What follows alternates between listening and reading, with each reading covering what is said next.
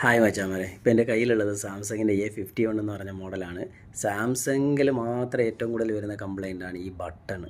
സൈഡിലത്തെ button, power ബട്ടണും volume ബട്ടണും എപ്പോഴും സാംസങ്ങിലുള്ള അധികം കംപ്ലൈൻ്റ് ആവുന്നത്. മറ്റുള്ള ഫോണൊക്കെ വെച്ച് നോക്കുമ്പോൾ സാംസങ്ങിൻ്റെ ഫോണിൽ യൂസ് ചെയ്യുന്നവരെ, ഇപ്പോൾ ഓൾഡ് മോഡലൊക്കെ യൂസ് ചെയ്യുന്നവരെ കണ്ടു കഴിഞ്ഞാൽ ബട്ടണൊക്കെ ഉള്ളിൽ കുത്തിക്കയറിയിരിക്കും. നിങ്ങളുടെ കയ്യിൽ അങ്ങനെ വല്ല ഇരിപ്പുണ്ടെങ്കിൽ അത് കമൻറ്റ് ചെയ്യാൻ മറക്കല്ലേ. അതുപോലെ തന്നെ ഇത് സാംസങ് A51 ഇതിനും അതേ സെയിം കംപ്ലൈൻറ്റ് തന്നെയാണ്, ബട്ടൺ പോയി.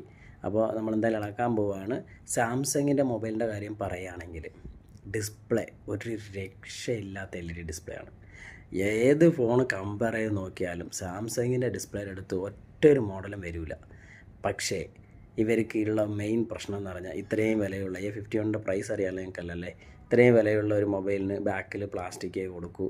അതുപോലെ ഇതിൻ്റെ ഇളക്കുമ്പോൾ ഞങ്ങൾക്ക് കാണിച്ചു തരാം. ഉള്ളിലൊന്നും വലിയ എന്താ പറയുക, ഒരു വലിയ സംഭവമാണെന്നുള്ള ഒരു സംഭവമില്ല മച്ചാൻ. എന്തായാലും ഫുൾ വീഡിയോയിൽ കാണിച്ചു തരാം. ബൈ.